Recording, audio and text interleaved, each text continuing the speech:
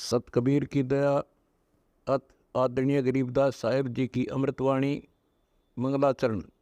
गरीब नमो नमो सत पुरुष को नमस्कार गुरु के नहीं, सुर नर मनजन साधुआ संतो सर्वस दे नहीं। सतगुरु साहेब संत सब दंडो तुम प्रणाम, आगे पीछे मध्य हुए तिनको जहाँ कुर्बान। नराकार निर्विषम काल जाल व बंधनम, निर्लेपम निज निर्गुणम अकल अनुबेषुंडनम। सोहम सुरति समाप्तम सकल समाना निर्तल, उज्ज्वल हिरंबर हर दमंबे पर वह अथा है, वार पार नहीं मध्यतम। अनाहद मंत्र सुखसलाद मंत्र, अजोख मंत्र बेसुन मंत्र, निर्वाण मंत्र थीर है। आदि मंत्र युगादि मंत्र, अजल अभंगी मंत्र सदा सत्संगी मंत्र, लौलीन मंत्र गैर गंभीर है। सोहम सुभान मंत्र अगम अनुराग मंत्र, निर्भय अडोल मंत्र निर्गुण निर्बंध मंत्र, निश्चर मंत्र अनेक है।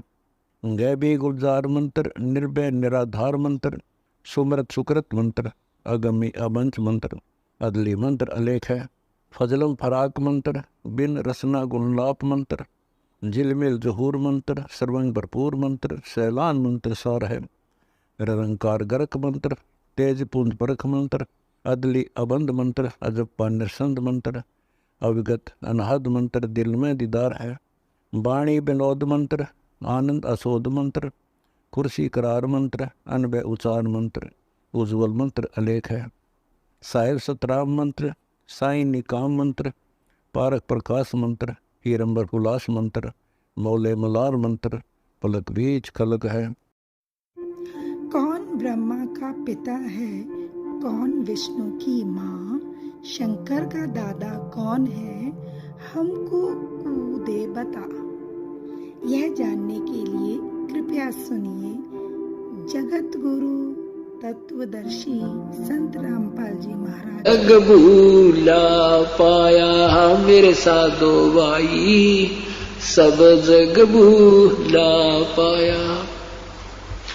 इसी भूल में ब्रह्मा भूला जिसने वेद सरसाया, इसी भूल में ब्रह्मा भूला जिसने वेद सरसाया। वेद पढ़ियो पंडित भूला, वो मर्म भेद ना पाया। मेरे साधो भाई मुझे सब जग भूला पाया, मेरे साधो भाई सब जग भूला पाया। इसी भूल में विष्णु भूला जिन वैष्णो धर्म चलाया, इसी भूल में विष्णु भूला जिन वैष्णो धर्म चलाया।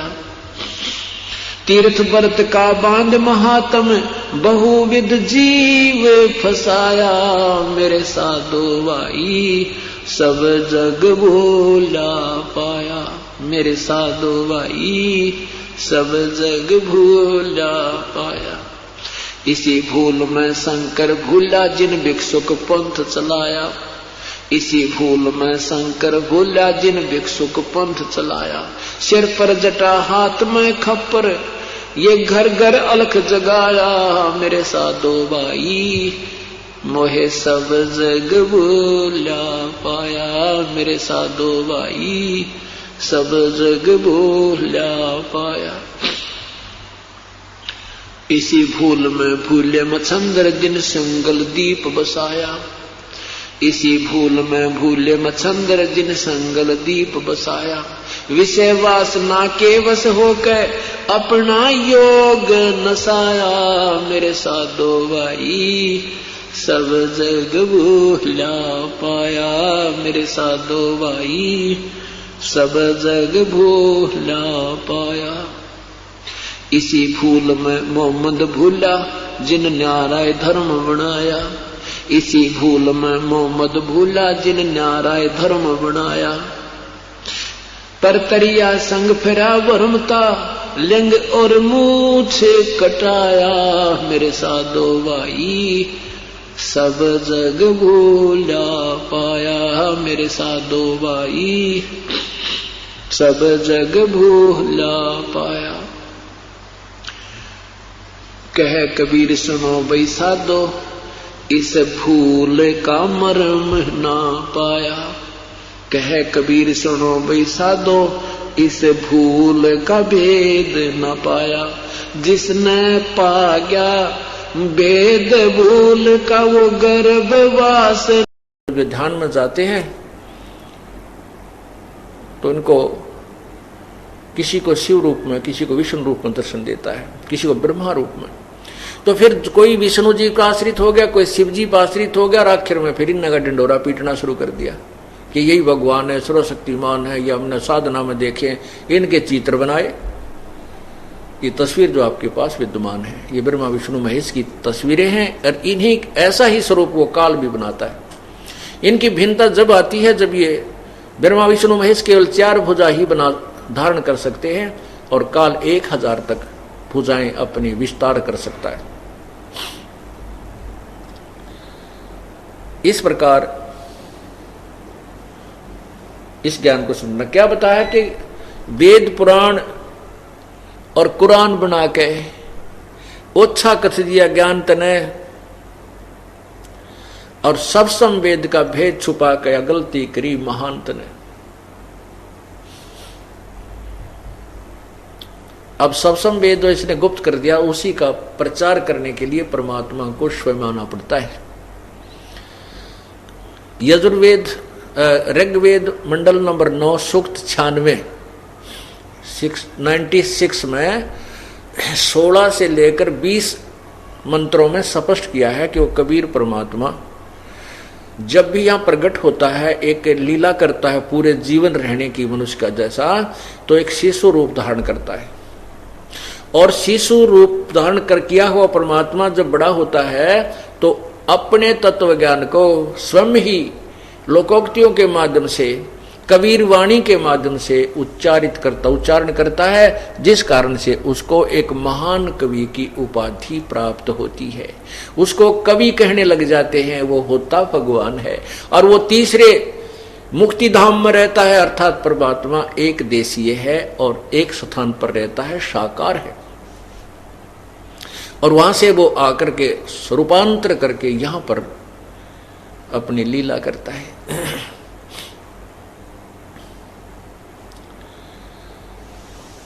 अब तीसरा धाम कौन सा है? एक धाम ये काल का लोक 21 ब्रह्मांड, और दूसरा स्थान धाम परब्रह्म के साथ संग ब्रह्मांड, और तीसरा धाम सत्यलोक है, जहां पर यह परमात्मा कबीर परमेश्वर अपने यथार्थ रूप में विद्यमान है। फिर इसके ऊपर परमात्मा, यही परमात्मा कबीर देव ही अन्य 3 रूप और धारण करता है, और उन्हीं नाना रूपों में स्वयं ही विद्यमान है। अगमलोक, फिर अलखलोक, नेक्स्ट अलखलोक, फिर अगमलोक, और फिर अकैलोक अर्थात अनामी लोक, वहां पर भी प्रभु 3 रूपों में अलग से विद्यमान है। तो फिर वो चौथा लोक कहाँ है? इसी मंडल के 9 के ऋग्वेद मंडल नंबर 9 सूक्त 96 के मंत्र 20 में स्पष्ट किया है कि वो परमात्मा ऊपर एक सफेद गुम्बज के अंदर विराजमान है, और वो चौथे मुक्ति धाम में रहता है। सतलोक से आगे चौथा जो मुक्ति धाम है वो फिर अलखलोक, अगमलोक, और चौथा अकैलोक। तो वहां भी वही रहता है जहां से सब सृष्टि का उत्थान हुआ है, जहां से उत्पत्ति हुई है, उसी परमात्मा ने की है। वेदों और कतेबों को पढ़कर ऋषियों और इन काजियों ने, मुल्लाओं ने जो निष्कर्ष निकाला, वो बताया कि भगवान निराकार है, क्योंकि ये इनको समझ नहीं सके। जैसे पवित्र बाइबल में लिखा है कि परमात्मा ने, पूर्ण ब्रह्म ने 6 दिन में सृष्टि रची, 7वें दिन वो ऊपर तख्त पर जा बैठा। तो जा बैठना तो साकार ही होगा, निराकार तो हो ही नहीं सकता।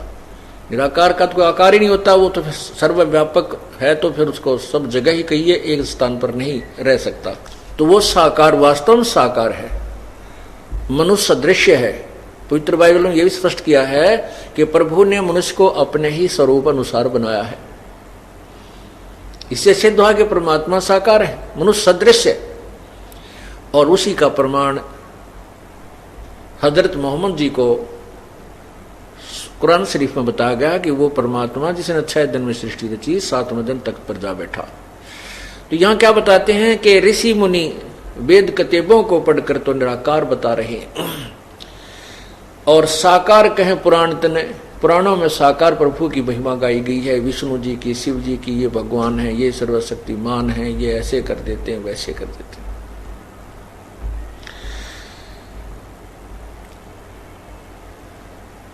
अपनी महिमा आप पे गाई और जीव के भगवान तने। क्या कहते हैं कबीर परमात्मा? ओंकार निश्चय भया इसको करता मत जान, साचा शब्द कबीर का पर्दे माही पहचान। ये ओंकार, ये ज्योति निरंजन तो अवश्य है, लेकिन ये इसको भगवान मत जानो, इसको कर्ता मत जानो, ये सुप्रीम पावर मत समझो, ये ब्रह्म पूर्ण परमात्मा नहीं है। लेकिन इसने अपने नकली दूतों के माध्यम से यथार्थ ज्ञान ना दे करके, नकली ज्ञान, यूजलेस ज्ञान दे करके अपने आप को ही प्रभु सिद्ध करवा लिया कि ब्रह्म ही सुप्रीम पावर, इससे आगे कोई भगवान को नहीं। ये अधूरे ऋषियों की,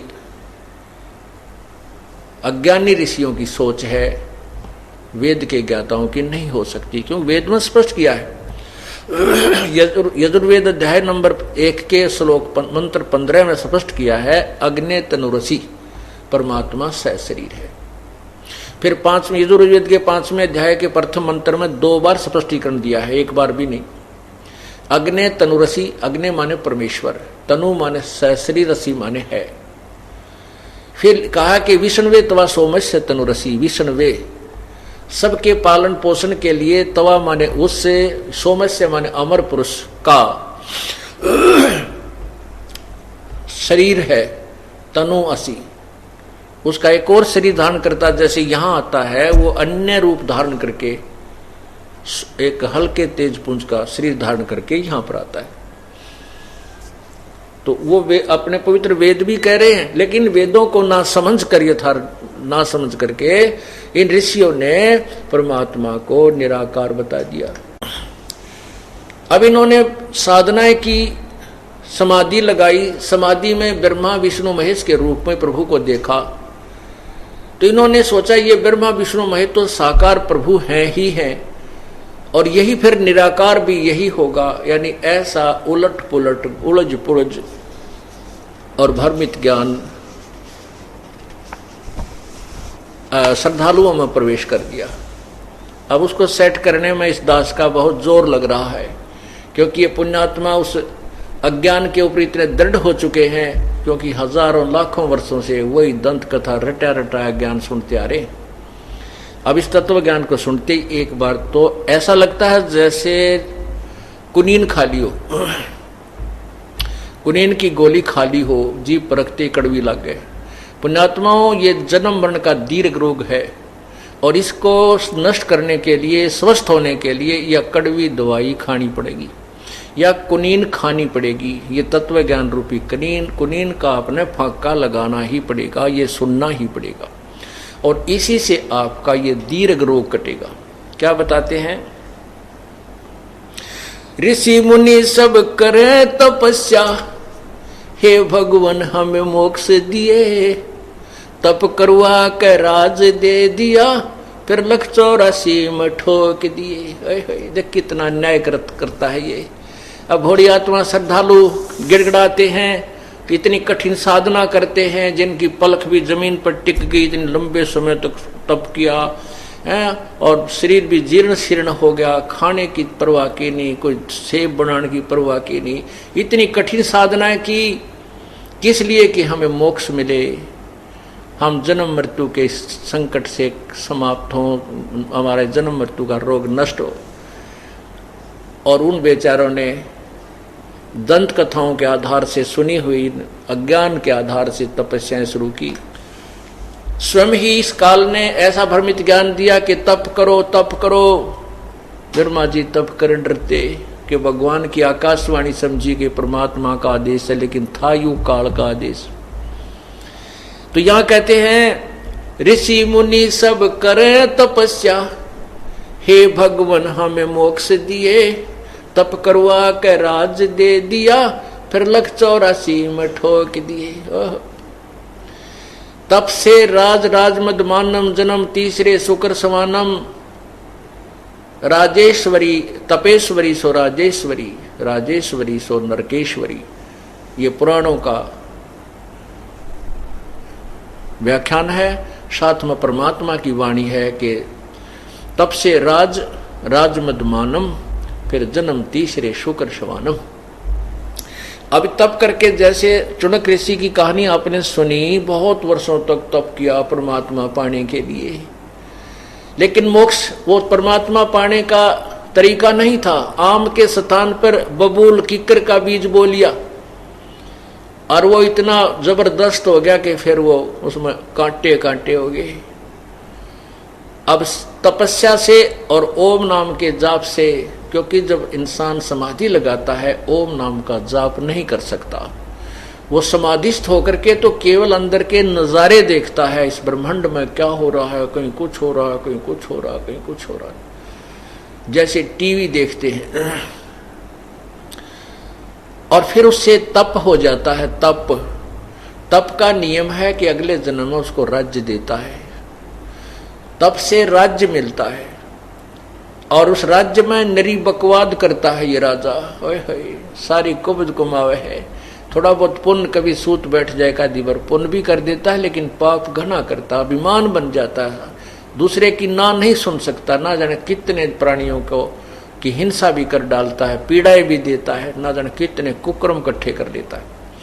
और फिर क्या बनता है, जैसे वो सिद्धियां आ जाती हैं उस तपस्वी के अंदर। चुनक ऋषि में सिद्धियां आ गई थी, तो मान धाता चक्रवर्ती राजा की बेहतर सोनी सेना अपनी सिद्धि शक्ति तय बना करे के एटम बम पुतली और उनको नष्ट कर दिया, मार डाला।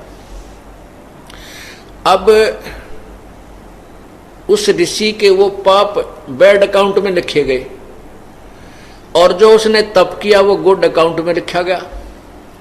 तप से वो राजा बनेगा, ओम नाम के जाप से वो ब्रह्मलोक में जाएगा जितना भी उसने किया, और ब्रह्मलोक में भी अपने पुण्य को समाप्त करके फिर राजा बनेगा, राज को भी नष्ट करके फिर कुत्ता बनेगा, सिर में कीड़े पड़ेंगे उसको, और उसकी खाज लगेगी, टांग टूटेगी, लूचरा होगा, ब्रेन मैटी होगी। क्योंकि पुण्य तो वहां खा लिए स्वर्ग महास्वर्ग में, ब्रह्मलोक में। कुछ शेष पुण्य बचे थे जो तप के आधार से वो राजा बन करके यहाँ मौज उड़ा ली। और फिर आया जब पाप कर्मों का टर्न, फिर क्या होगा कि वो जो बेहतर अक्षौणी जीव मारे थे, सैनिक मारे थे, वो कीड़े बनकर उसी तपस्वी के कुत्ता रूप में जब वो होगा, उसके कीड़े पड़ के उसके सिर में कीड़े पड़ेंगे और वो खाएंगे उसको नोच नोच करके। तो यहां परमात्मा क्या बताते हैं, ऋषि मुनि सब करें तपस्या, हे भगवान हमें मोक्ष दिए, तप करवा के राज दे दिया, फिर लख 84 में ठोक दिए।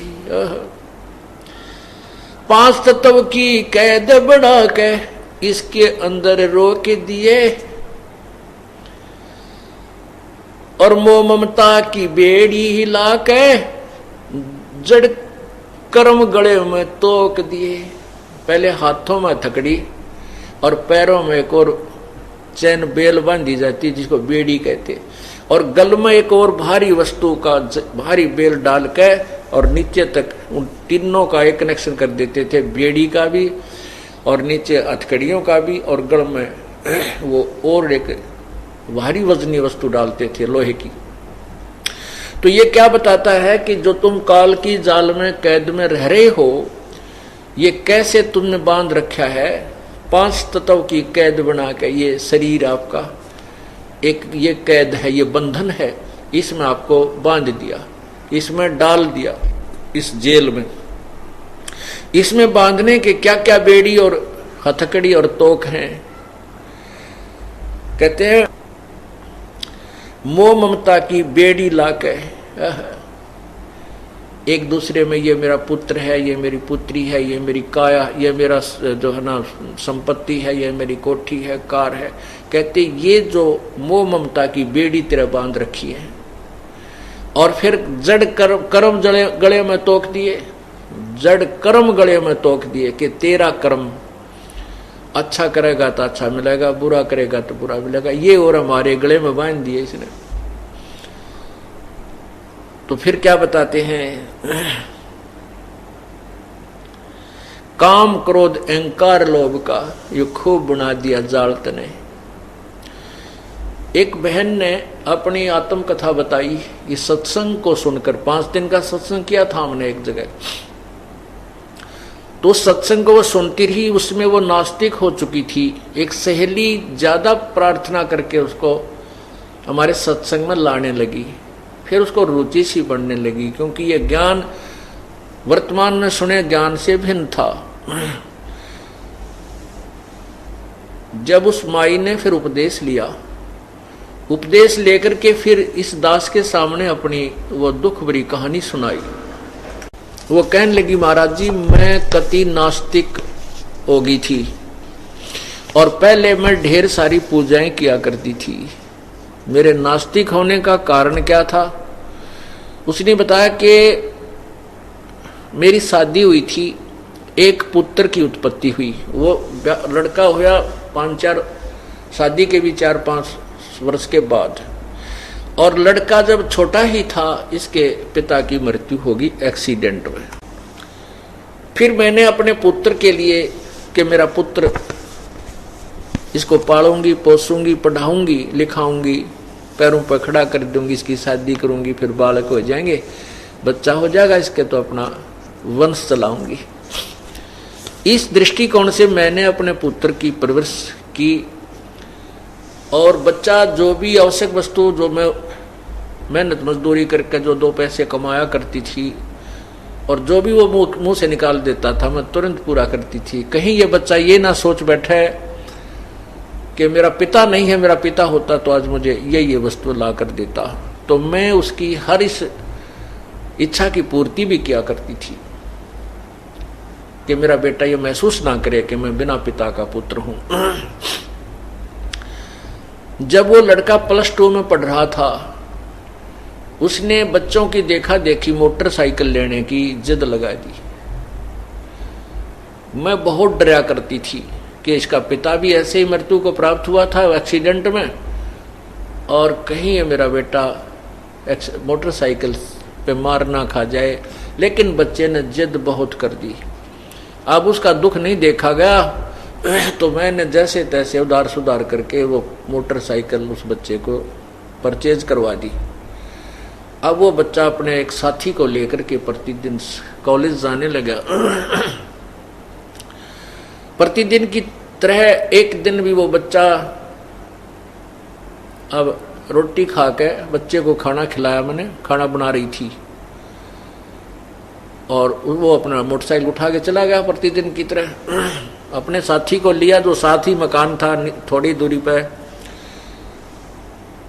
तो चले गए। मैंने वो 2-4 रोटियां और बनाई। रोटी बना करके मैं सोची ला रोटी खा लेती हूँ। मैंने ऐसे ग्रास मुंह की तरफ किया था, इतने में वो लड़का, उसका साथी, उसके भी चोट लगी हुई, कपड़े फटे हुए, थोड़ा बहुत रक्त उससे भी निकल रहा था। वो भाग गया, आया, कहने लगे आंटी मेरे भाई की मृत्यु होगी ना, वो एक्सीडेंट हो गया भाई का।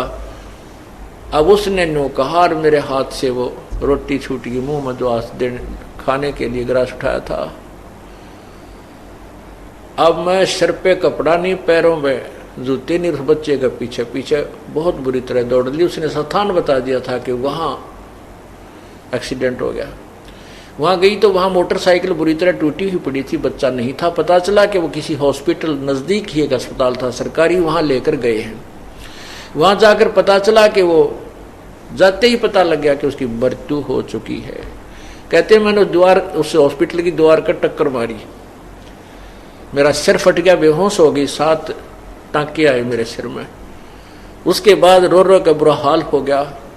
और जितनी भी पूजाएं मैं किया करती थी, ठाक है मैंने कुर्डिया पर फेंक दियो, देवताओं की मूर्ति मारती, और वो पितरों की जितने भी पूजाएं मैं करती थी, क्योंकि मैं ढेर सारी पूजाएं करती थी। मैंने कोई स्थान नहीं छोड़ा। जिसने भी जो बता दिया कि वहां भी जाइए, वहां भी जाइए, सारे सब पूजाएं मैं करती थी, देवी देवताओं की, ब्रह्मा विष्णु जी की, शिव जी की, हनुमान जी की, संतोषी माता की, शेराणी माता की, बाबा श्याम जी की, यानी जो भी हरिदास जी की, गरीबदास जी की, यानी जहां भी जिसने मुझे नियर बाई बताया मैं उड़े जाया करती कि हे भगवान मेरे बच्चे की लंबी आयु देना। परमात्मा कहते हैं है कि जो खावे ताको, जो भक्षक ताको विश्वासा, और जो रक्षक उसते ये फिरे उदासा। जो इनको खाता है, जो भक्षक है, उसको तो ये भगवान मान रहे हैं काल को तो, और जो रक्षक है कबीर परमात्मा उस तो उदास फिरते हैं, कहते ना तू भगवान नहीं है। भगवान तो यही है, ब्रह्म है, और ब्रह्मा विष्णु महेश ही प्रभु हैं। क्या कहते हैं परमात्मा, मैं रोवत हूं सृष्टि को, ये सृष्टि रोवे मोहे। गरीबदास इस वियोग को समझ न सकता कोई। गरीबदास जी महाराज कबीर परमात्मा के विषय में बता रहे हैं। गरीबदास जी को कबीर परमेश्वर ने यह ज्ञान बताया, उसका आगे वो वर्णन कर रहे हैं कि कबीर परमात्मा ये कहते हैं कि मैं तो अपनी प्यारी आत्माओं को रोता फिरता हूं कि तुम मेरे बच्चे हो, मेरी आत्मा हो, तुम मेरे पास आ जाओ, तुम मेरे ज्ञान को ग्रहण करो, मैं तुम्हें अपने सतलोक में ले चलूंगा। और ये मुझे कहते हैं नहीं तू भगवान नहीं है, और मुझे ही ढूंढ रहे हैं, मेरे लिए रो रहे हैं, हे पूर्ण परमात्मा, हे सर्व सुखदाई, हे हमारे दुखों को दूर करने वाले, हे प्रभु हमारे हमें दर्शन दे, हमारे दुख कष्टों को निवारण कर। ये मुझे ढूंढ रहे हैं और मैं इनको ढूंढ रहा हूं। हमारे बीच में जो अज्ञान का ये पर्दा, ये भीत द्वार खड़ी कर दी, ये टूटे बिना बात नहीं बन सकती। मैं रोवत हूं सृष्टि को, ये सृष्टि रोवे मोहे। और गरीबदास जी कहते हैं, कबीर भगवान ने कह रहे हैं, हमारे इस वियोग को, हमारे इस बिछड़े हुओं को कोई नहीं समझ पा रहा। हम एक दूसरे से बिछड़े हुए हैं, ये मेरे से दूर हो गए।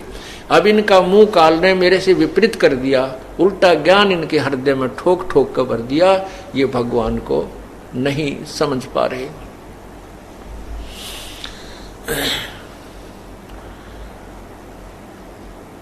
तो यहां बताया कि एक माई का पति मरा, वह दुख में माथा फोड़े थी। फिर उस माता ने, उस बहन ने उपदेश लिया। मैंने कहा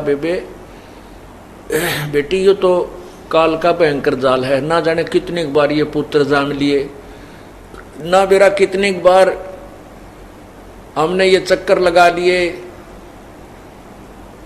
और एक बात और विशेष समझ लेना कि परमात्मा की तेरे ऊपर एक विशेष कृपा हुई है। देखो पुत्र चलो जीवित भी रह जाता तो तय इस काल के जाल से नहीं निकल सकती थी। वो तो जो होना था हो लिया, काल का जो विधान था उसने अपना पूरा कर दिया। अब ये सर्वस्व समाप्त करके भी और तुझे ये मार्ग मिल गया तो समझ लेना तेरा कुछ भी नहीं बिगड़ा है।